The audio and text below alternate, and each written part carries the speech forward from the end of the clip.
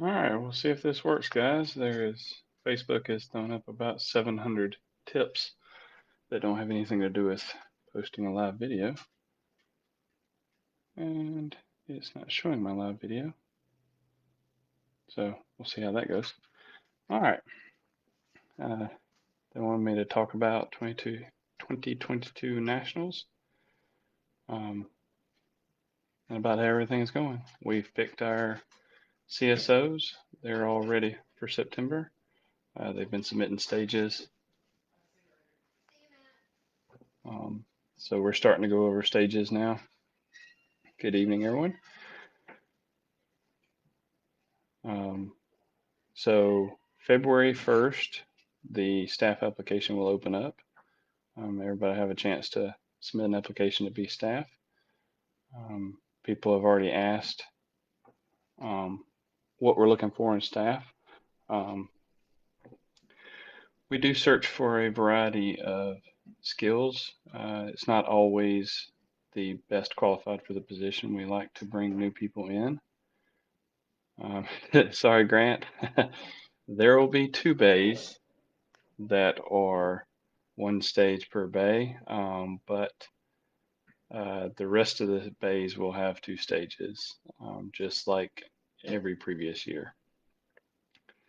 So we will have two larger stages, and so those will be dedicated in a bay by themselves. Um, but then the other ones will be set up paired stages per bay. They've been doing that at nationals for years.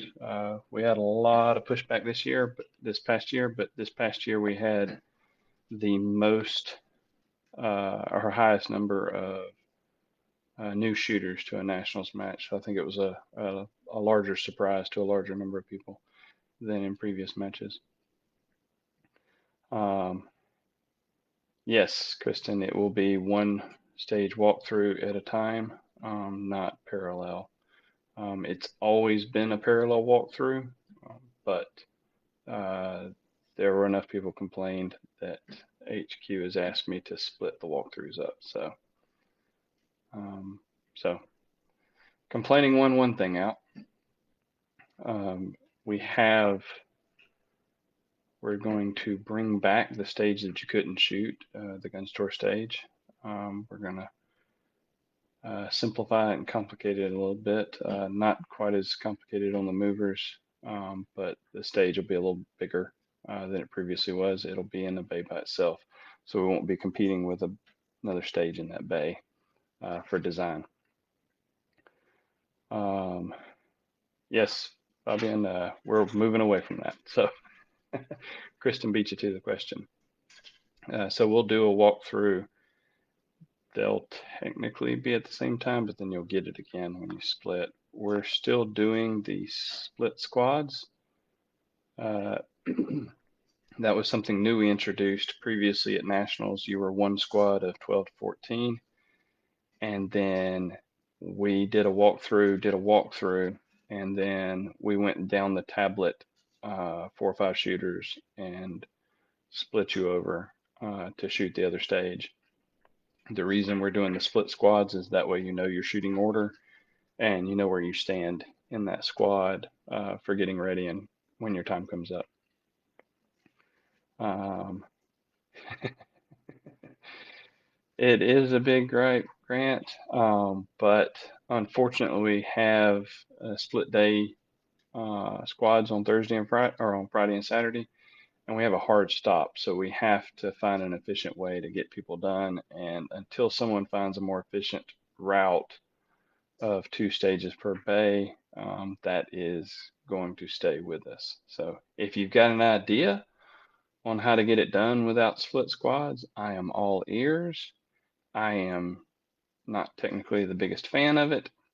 I just understand that it's something we have to, constraint we have to work within. So um, we are looking at trying to get it from 7 to 8 on each squad to help with pasting and especially when someone gets either has to DN not finish or DQ'd, unfortunately, it cuts the squad size down significantly. So we're looking at trying to find ways to increase that squad size without slowing the match down. Again, before the questions, February 1st, staff applications will come up. We still select people. We try to select a few people that are local to the match because they may not have an opportunity to go halfway across the U.S. to shoot nationals. So we try to pick staff that's local, a small percentage, and then we obviously pick seasoned people.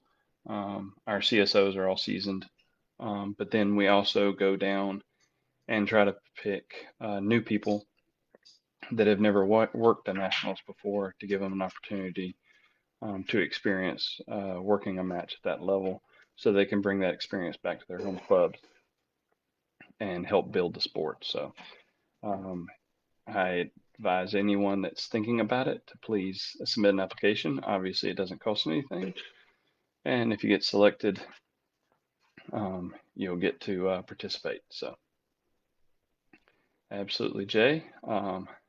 I don't mind doing these. Talking is something I can easily do about just about anything. They did give me some subjects that I wasn't allowed to talk about, but no one's asked that question yet, so I'm safe now. Any way to change the shooting order to keep it fair across IDPA is always last name, and those who are Big Alpha are not always first. I'm okay with using shooter number. I don't know if shooter number translates to IDPA number. If it's shooter number, it's registered in the match, which is kind of random. With 16 stages and 7 people or 8 people squads, everybody's going to shoot first at least once, and possibly at least twice. So I know to think that having to shoot first the first stage is always a little less advantageous for someone that gets to warm up. We will be doing a warm up stage, so if you're first, you've got a warm up stage to get those your first stage bugs out of the way. It's not a constraint on CSOs, though that is a concern, because if we had 16 bays, we would have to have 16 CSOs. But we have a large pool to select from. Applications last year were the tightest they've ever been. Previous years, we've had over 120 people apply. So we've got an available staff pool to pick from to have enough CSOs for those bays. But it's just time. They've proven at some point in the past that a bay with 2 stages can flip in about 45 minutes, and a stage with 1 bay flips in about 35 minutes. So you're adding, was it 25 minutes every other bay to finish a match? So unless we shrink it down to like a 12 or a 10 stage match, we've got to do something to speed it up. And the 2 stages per bay is 1 out, and we've rocked on with it. For the warm-ups, we're going to do a little bit differently. We're going to have a warm-up and then a cool down. And so whatever the warm-up stage will be the cool down stage. So you will be able to compare how you do cold versus warm on the same drill. So we have some type of standards type warm-up stage, and then we'll do that at the end of the match, just like they did at Florida State. Or no, they didn't do that at Florida State. Where did they do that? They did it somewhere. I'm okay with first name order, like they did at Florida State. My name's Seth, so I get to the bottom of the list. It would help for me. My last name's an H, so it might help. As far as loading hot, we will do the on deck shooter hot so that when you get up to the line, you're ready to go. There's obviously some pre-stage checklists people go through, mental preparation. That's still there, but it does save a lot of time if we can load you hot off the clock, so to speak, so that when you get up to the line, you're more prepared to start the stage. Uh, for those that know, we won't be doing bays hot. Um, you know, anytime you experience something negative, you react to it. I don't think anything bad about having a hot bay, but if we can avoid what happened last year, we're going to do everything we can to do that. So it won't be a hot bay even on the warm-ups. It'll just be the on-deck shooter. Um, can you pay for a sponsor spot and get out of a DQ free card? I don't know if there's a way to do that. You only get one slot, and so if you get DQ'd, you get DQ'd. Uh, if you're referring to the appeals process where a shooter did win out, he exercised the appeals process, and I can't share the information on that as far as who was on the appeals board, but I can say no IDPA staff were on the appeals board.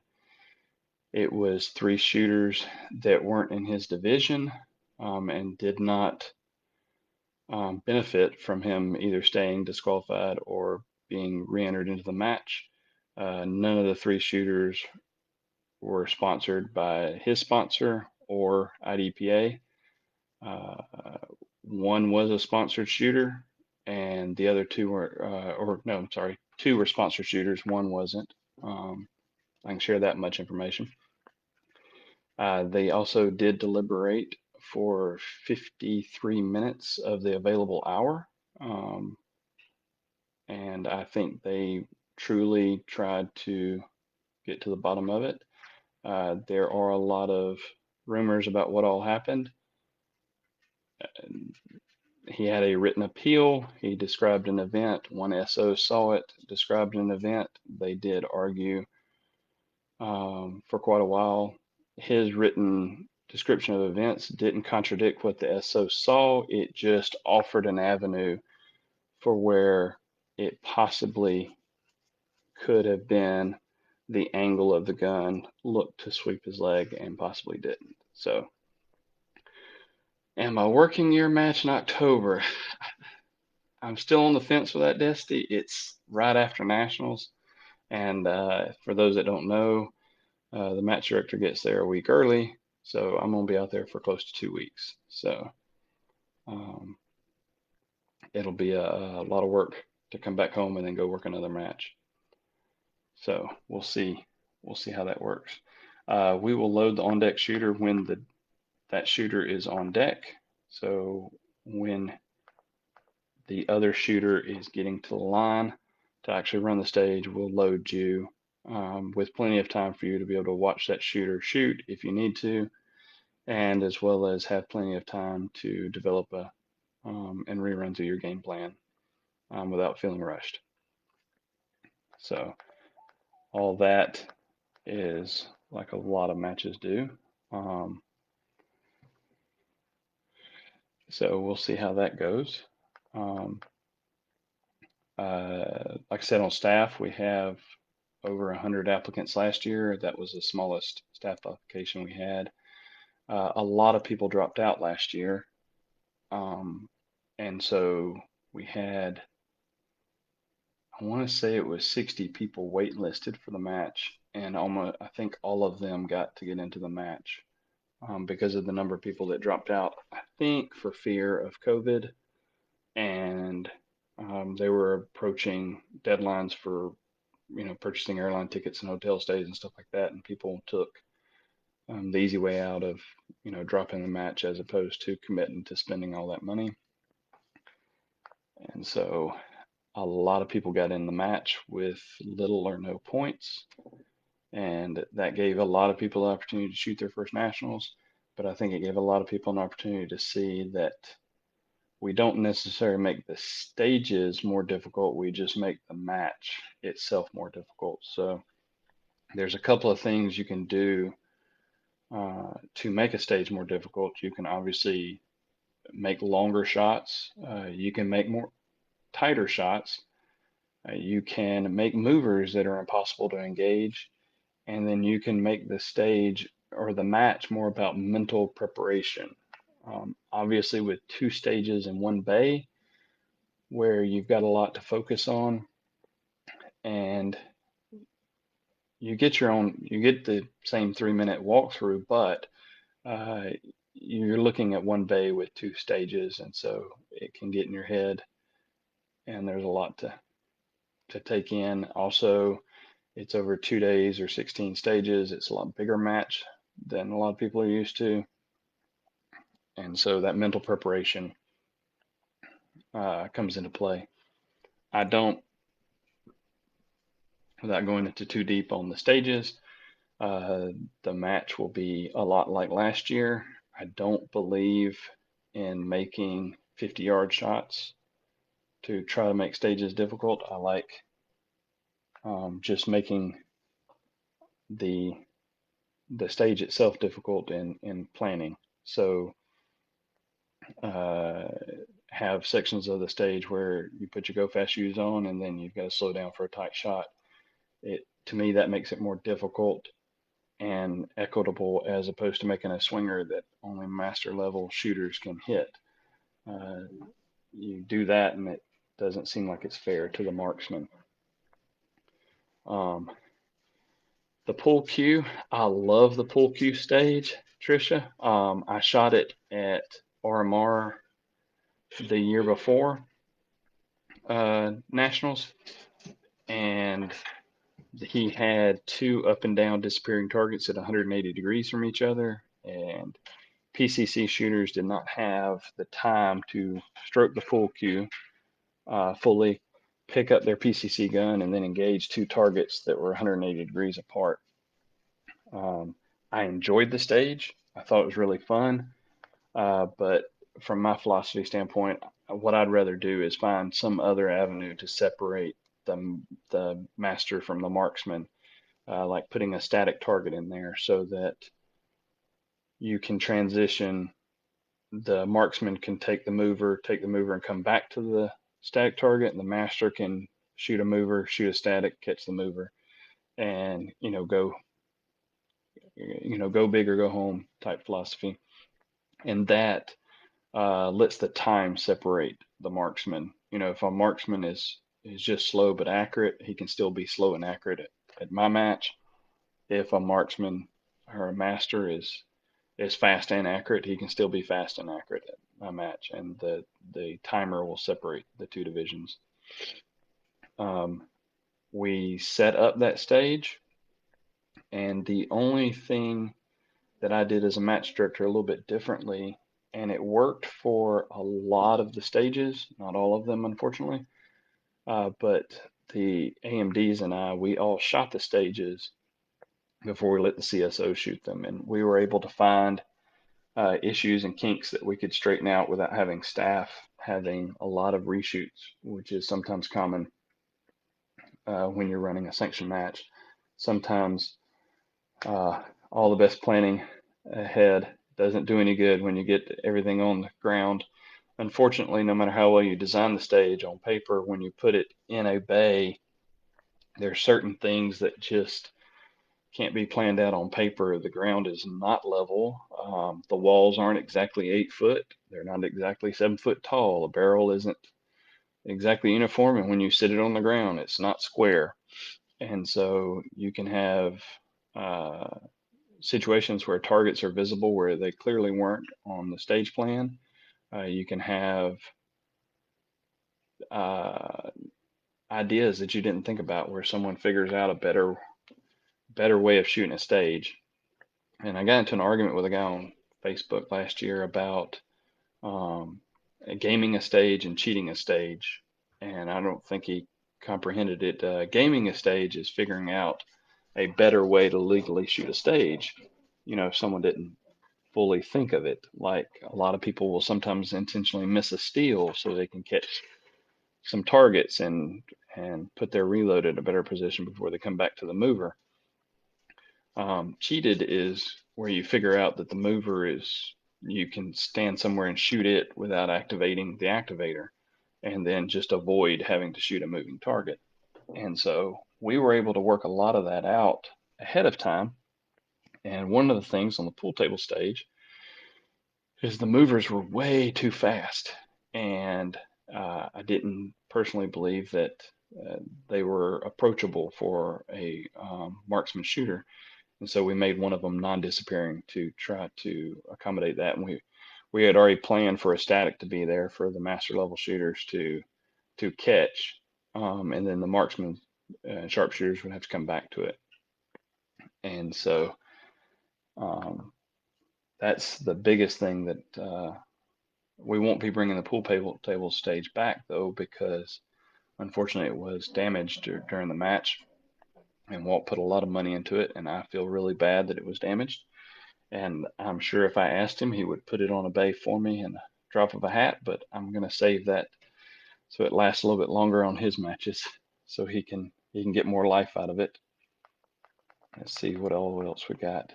My stage philosophy. I really like to make stages that make you think, in the sense that they can be deceiving, having several targets in an array that are quick, and then have a semi-tight non-threat that's only at play if you don't slow down to take your shot, and then have a stage where you start out slow and speed up. So I like to have a variable tempo, uh, I guess is the best way to describe it. I really like to give people an opportunity to catch static targets with movers. If the mover is slow, sometimes the steel takes a second to fall. Um, I really like putting steel in an opportunity at a position where um, one division is, it's got to go for glory. So they're empty on the mover.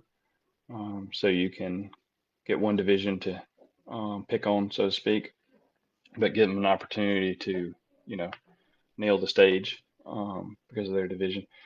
So you've got to think about that when designing the stages. You've got to run through your head, okay, I've got a 6-round gun. How do I shoot this stage? And then you got to turn around and go, okay, I got an 8-round gun. Okay, I've got a 10-round gun. And sometimes you can't be nice to all of them, but sometimes you can get everything to kind of fit. Last year, for those that shot it, we intentionally set up a stage that was 4 rounds per target. And the reason we did that was because the 11-round guns were going to shoot a mover 3 times and have a slide lock reload. And they had to think about it, because if they didn't, they were 5 down on that target because they forgot to come back to it for that 4th round. And not many people are used to shooting 4 rounds per target. And so, and that comes back to the mental preparation of the match. You get so used to shooting 2, 2, 2 on everything.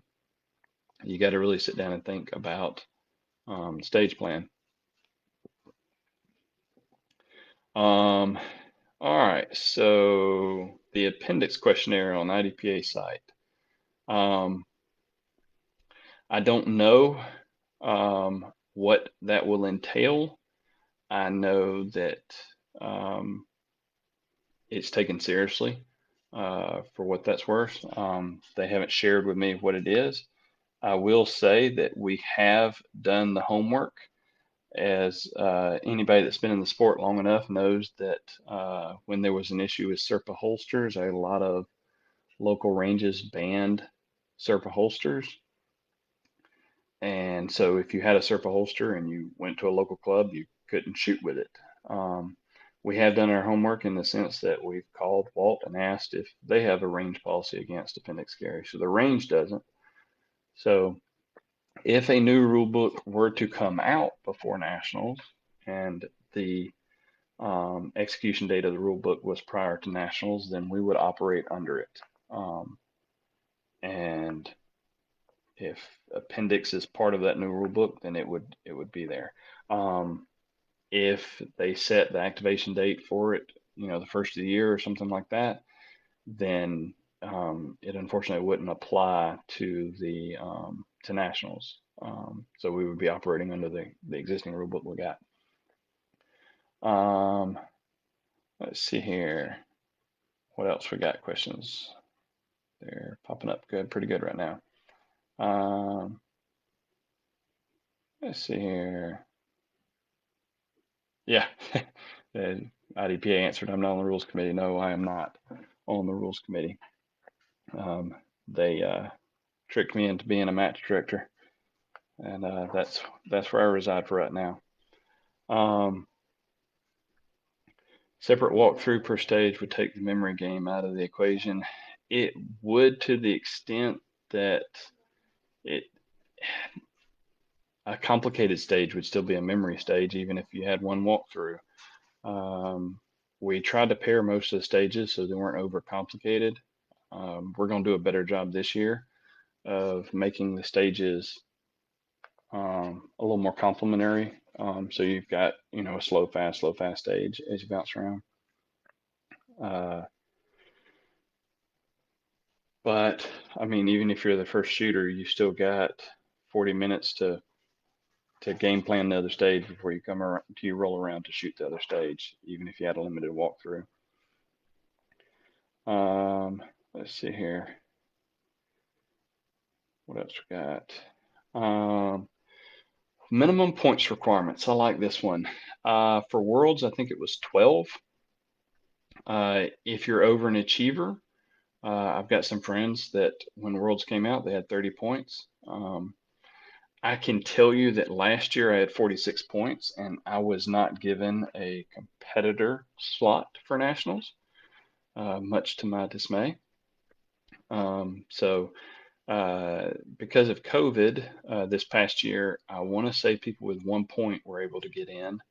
I know for a fact that he was a young kid. He probably 13 or 14. His first match was the RMR, and he was at nationals. So he had 3 points and got in. So I don't honestly foresee being that huge different this year with the current climate the way it is, as far as some people getting nervous about shooting the match. I know a lot of people have expressed concerns with me about the mag restrictions in Colorado.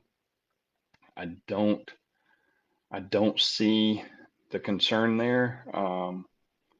I know some people would fly into different towns than Grand Junction, but if you fly in, you're in the county.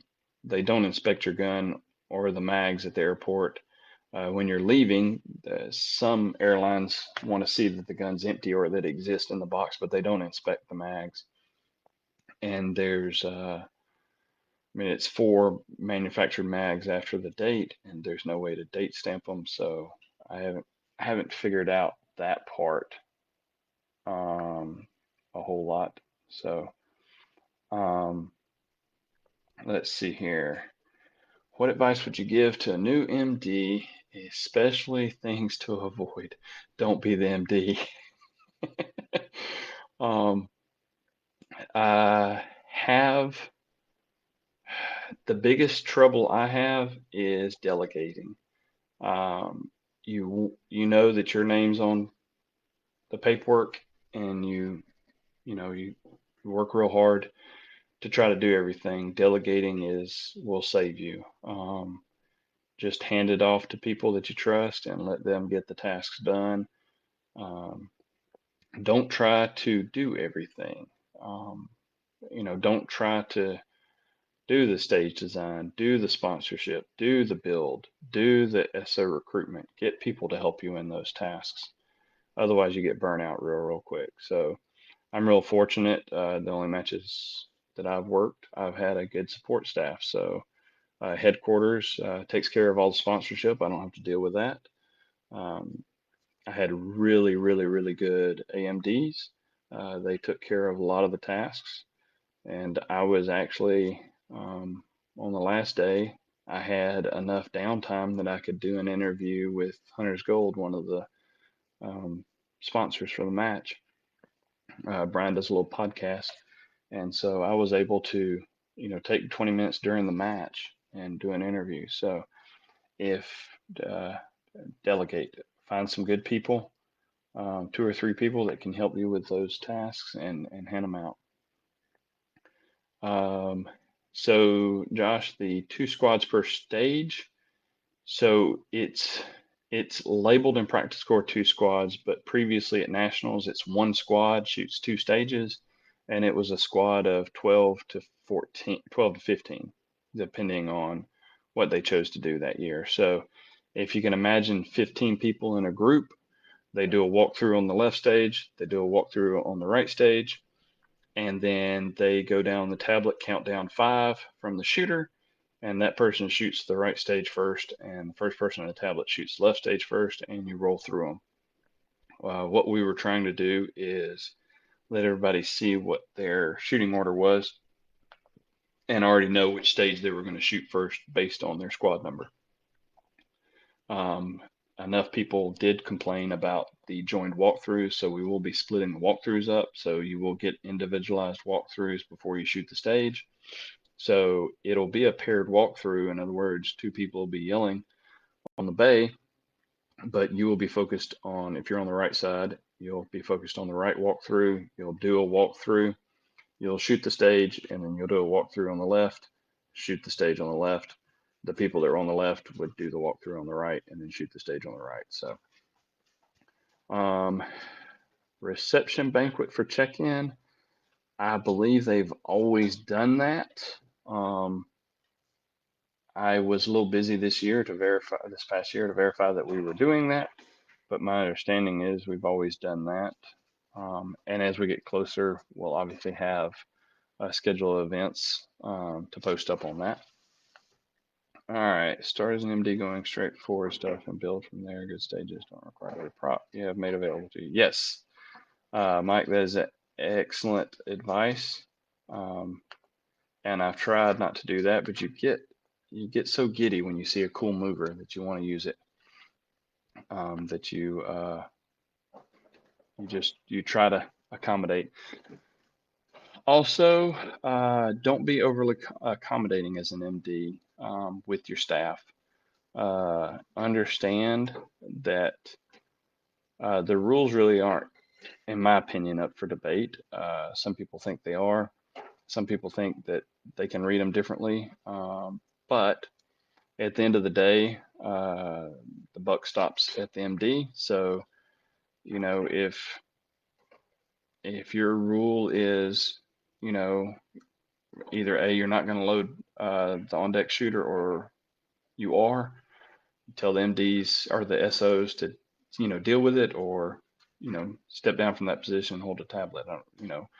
Uh, and it's not being rude. It's just, hey, this is my match. When you MD your match, you can do it the way you want to. Yeah, Delta dropping out is kind of unfortunate. A friend of mine flies almost exclusively Delta, and he's really bummed about that. Um, can we expect me to clean up nice for the banquet? Yes, I'm hoping so. I did have plenty of time.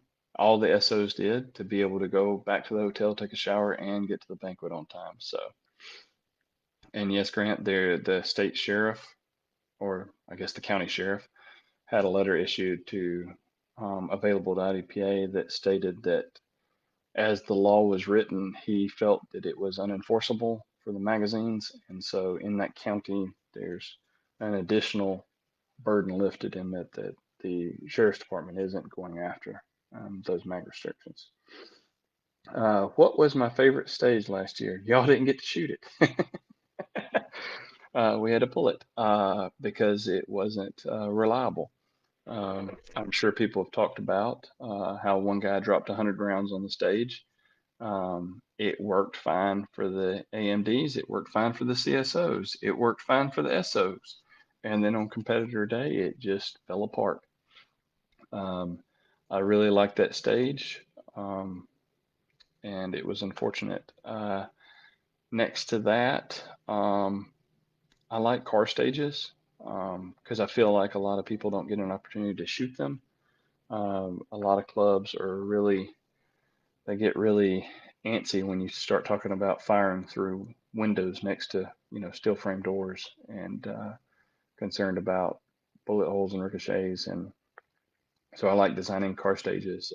I really liked the car stage where you started with your hands on the door frame and you shot there was 3 headshots through the car window, and then you ran right and left to shoot the rest of the stage. It was a very fast stage, but for a lot of the carry optics people, they found out that they were dropping points because headshot that close, their optic sitting on top of the gun, even though not that much.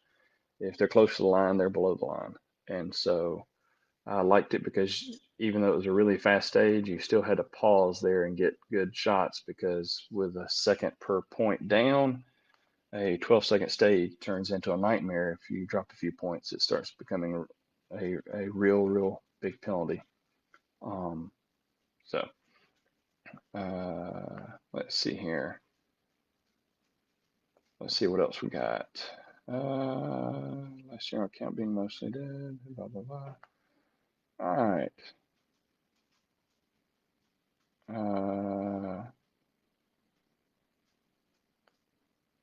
I did not hear that, Frank. I apologize. I will converse with the camera people to make sure that they get everybody included in the photo ops.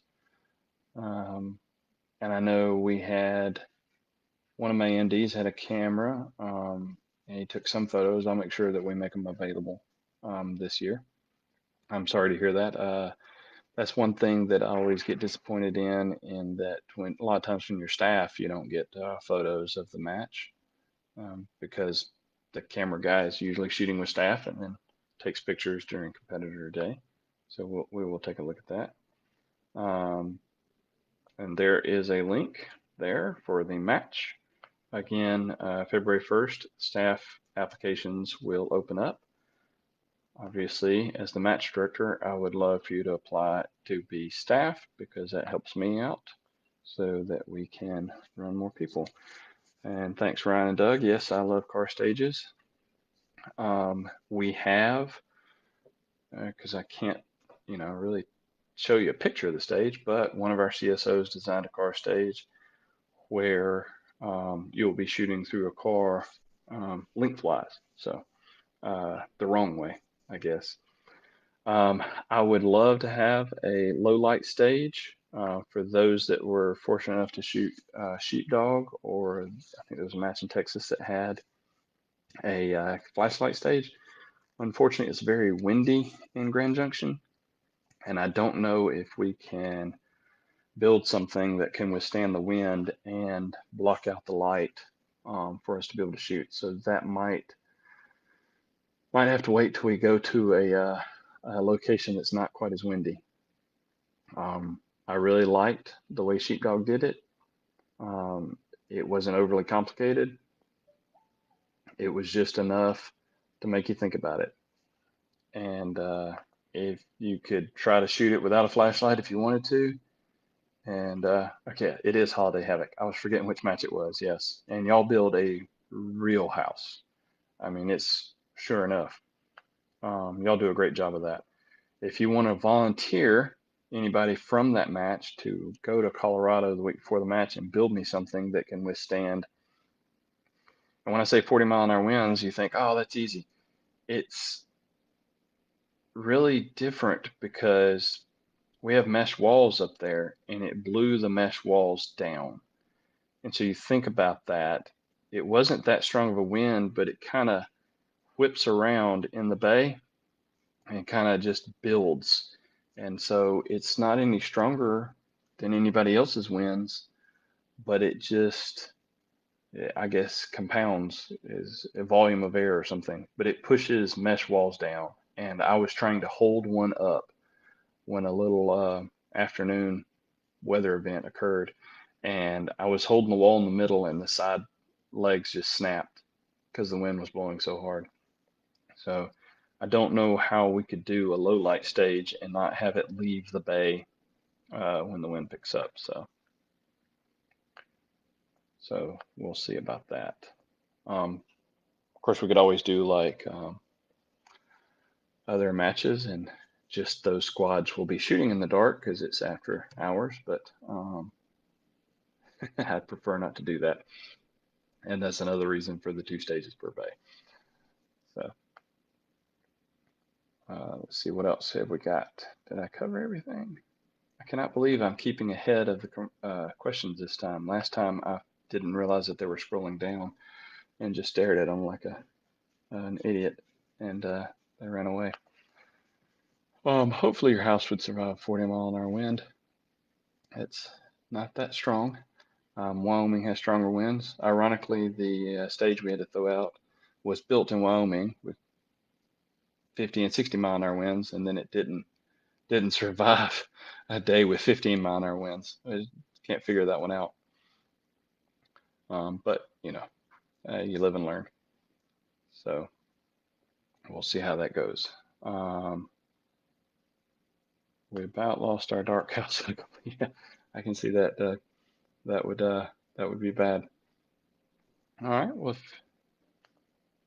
let's see what else I can cover for y'all about the match. Stages are coming along. We're getting there. I hope I don't get in trouble by sharing this. I've always liked printed matchbooks.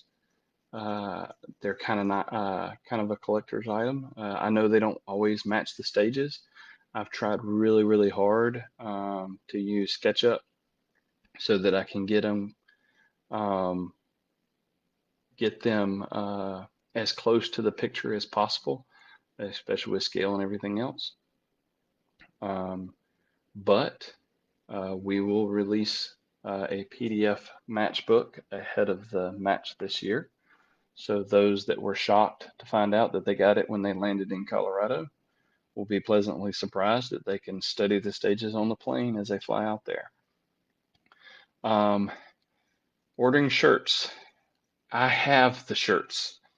They arrived at my house. I had to change the shipping address. So they arrived at my house a week after Nationals. For those that don't know, I had at Worlds, Rick Lund put t-shirts on all the stages. And on some stages, he had designed sappy plates made of just black plastic that he could put on targets to simulate hardcover. And every target either had a t-shirt or a sappy plate on it for the entire match. And I designed the standard stage and called it "Oh No, They're Back." And I had sappy plates and t-shirts in the matchbook. However, I had the t-shirts shipped to the range and found out when we got there that the range did not receive postal mail because the post office had decided that though they had given the range a postal address, they didn't feel like driving out there. And I could not get a hold of the post office to get them to hold the package. They had shipped it back to the manufacturer of the shirts. So I had them reship them to my house. I have them in a box. They will make it to the range with me. We will bring back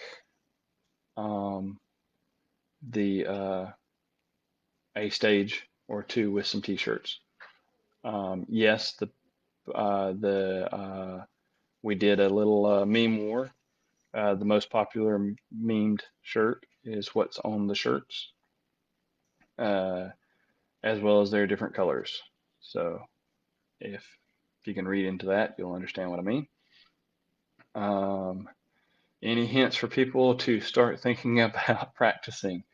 Yeah, we're limited in Colorado on type of movers to things that knife through the air. So like clamshell targets are a bad idea because as they come up, the wind can just push them back down or can accelerate them moving up. So we have swingers and drop turners work decent.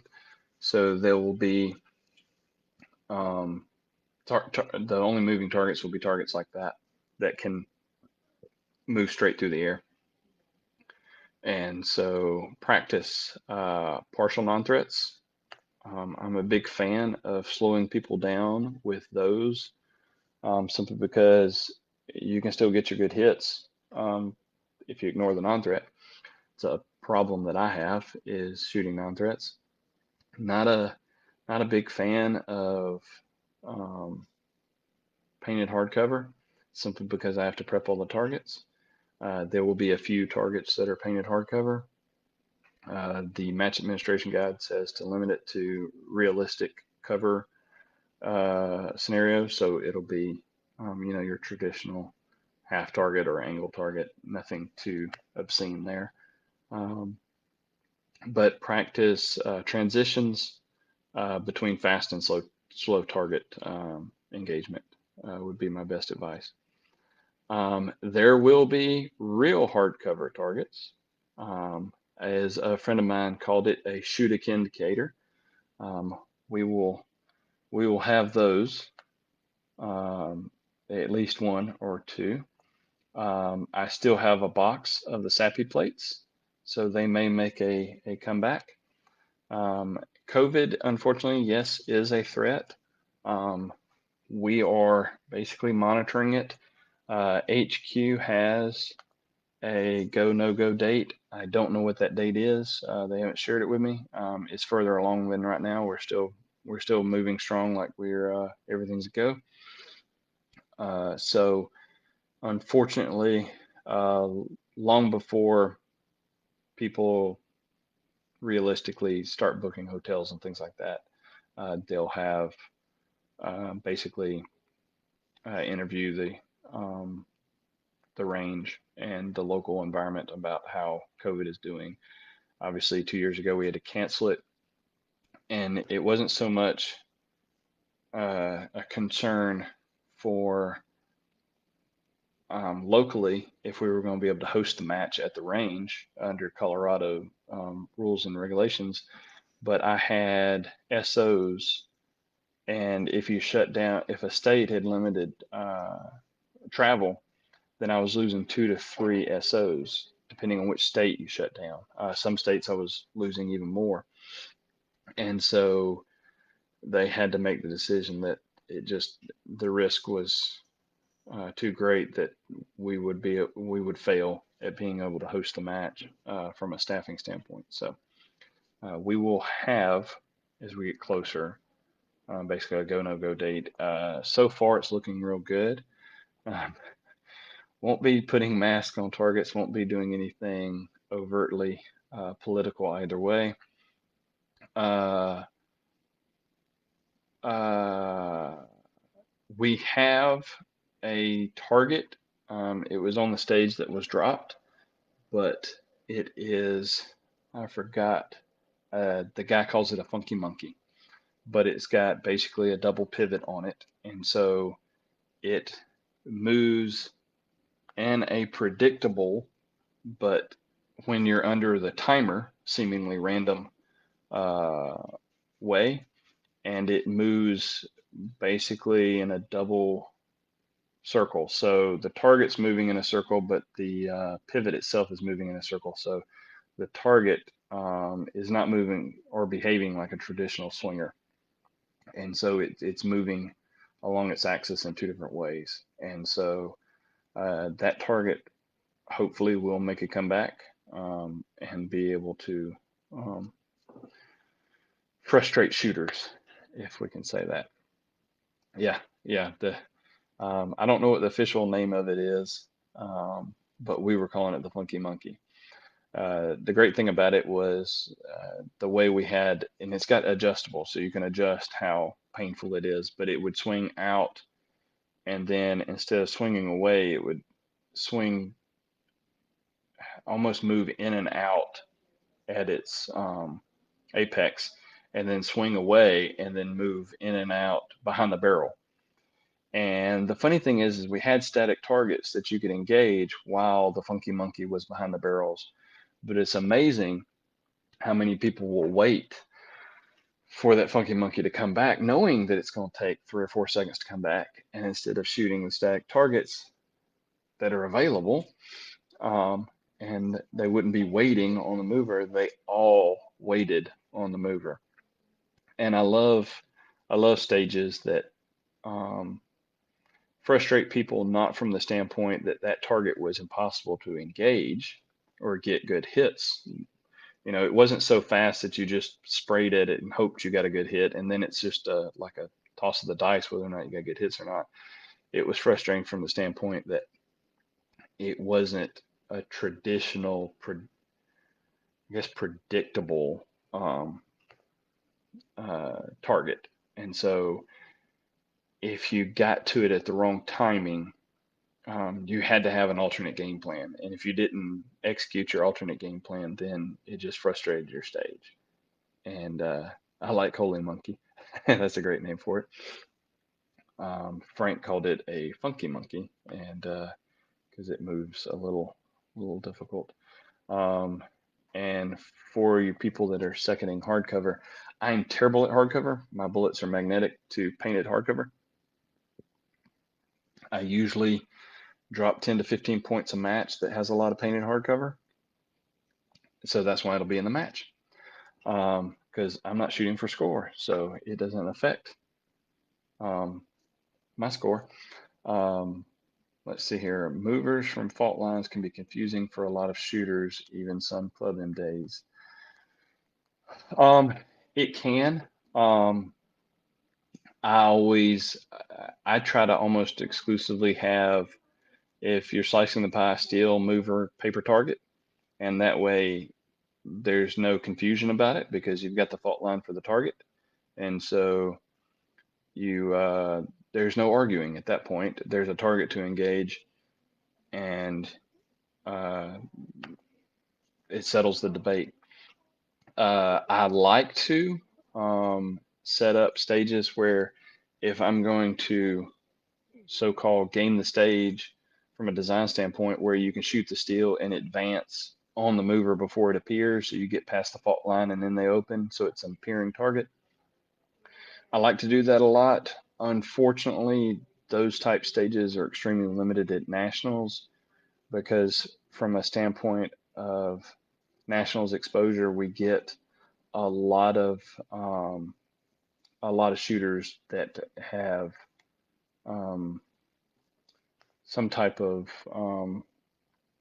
either they're in a wheelchair or some other thing that limits their mobility, and then it's not equitable to them to create a target that's completely unengageable to them, simply because they would have to safely holster their firearm and move, say, a wheelchair or something like that to get to that position. So all the stages are designed from a standpoint of, can they shoot the stage and have fun shooting the stage where it's not frustrating to them.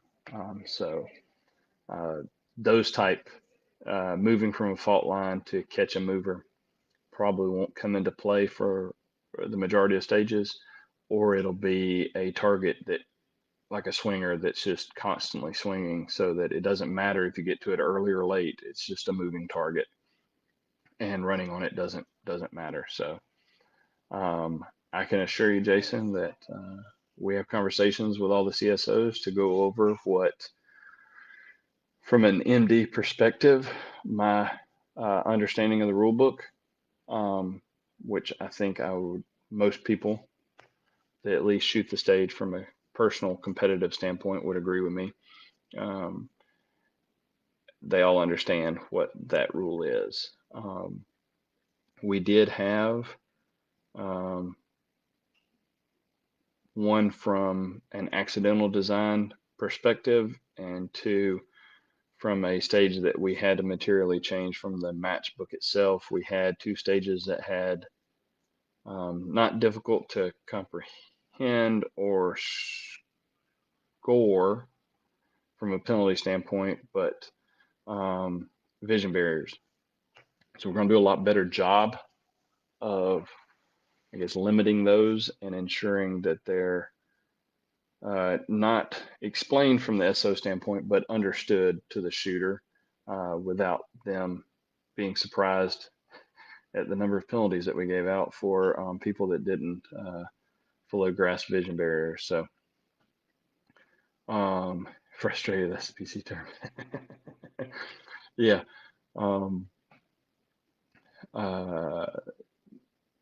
Yeah, I don't think we'll have that. I did have a couple of shooters that didn't agree with me on the car stage, where from a design standpoint, I designed a stage with 6 rounds in the open. I designed the stage so there was a fault line and there was a target from the fault line to engage, and then you stepped out from the fault line and you had a target in the open to engage. I think some people were surprised that if they ran the stage a lot differently than what I intended, which I don't care, it presented a target that was in the open that they had to engage because it was a higher priority target and they weren't engaging it yet and they were earning a PE. And their argument was, well, that makes me fire 8 shots in the open and you can't make me do that. And I said, no, I can't design a stage that requires you to do it. I didn't require you to do it. You elected to do it. And I was kind of shocked at the number of people that in their head designed their game plan for shooting the stage and then wanted to say the stage was illegal because they shot it that way. And it was frustrating for the shooters that did it, and frustrating for me from just a conceptual standpoint, that if you look at the I guess the SketchUp picture in the matchbook, you can see that it's 6 shots in the open, a shot from cover, and then a shot in the open. And then if you choose to run up range 5 yards, all of a sudden the stage is different. And we weren't penalizing people for shooting it differently. We were penalizing them for shooting it differently, but incorrectly. And so I'm going to try to do a little bit better job of making that a little more understandable to the shooter. The SOs will not coach people, so they will read the stage description just like they always have at nationals, pointing out the penalties like they're a brand new shooter isn't something that we're going to do, but we're going to try to make them at least from, like people say, from a rule book standpoint, it's cut and dry. It's not. I don't like gotcha stages where you have to think about it and go, oh yeah, that's the wrong way to do it. So we'll see how that goes. You can't eliminate all there's a million ways for people to shoot a stage wrong and still within the rule book. So you can't eliminate them all. Yes, we do have a responsibility to know the rules. I always like to say that I played church league volleyball, and I learned the rule book 1 point at a time, because every time I did something wrong, the other team earned a point because I was doing something wrong. I never argued with the ref about it because I didn't know the rule book. I just accepted it. Now, sometimes I didn't fully grasp what the ref was saying, and sometimes I learned a rule 2 points at a time because sometimes it took more than once for me to learn my mistake. And I have earned PEs at matches for things that I have done, and sometimes I disagree with them, but outside of calmly, stating my point to the SO, it's where it's going to go. I've seen matches where someone loses a division win because of a single penalty. However, I've always liked to say that if you're going to go for the win, make it a big enough gap that you don't have to worry about a PE or a point down that cost you the stage or the match. So that's just my opinion on that. All right, we're coming up on an hour. If anybody has any more questions, please throw them at me. Otherwise, we might call this an evening. I'm sure y'all are tired of staring at me ramble at myself. I know they're wanting to do more of these, and as we get closer to the match, we'll have more information to share about the match and stuff. Again, February 1st staff applications come out. Please apply. I would love to have you there at in Colorado with us. Um, without good SOs, it does not matter how good of a match book I build. Without them to run the match, it does not happen. So we appreciate all the SOs that work any local sanctioned or national match. Y'all make the sport what it is. SAPI plate stage. SAPI targets were hung in different locations. Yeah, so I went over the SOs, at least for my match, where it lined up. It should have been standardized, but if that happened at my match, I will mark targets so that they have, when they replace targets, they're marked for them to line them up better, if that's concerned. And I appreciate you bringing that to my attention. Guys, y'all have a great evening. We'll hope to see you on the range sometime. Have a good evening.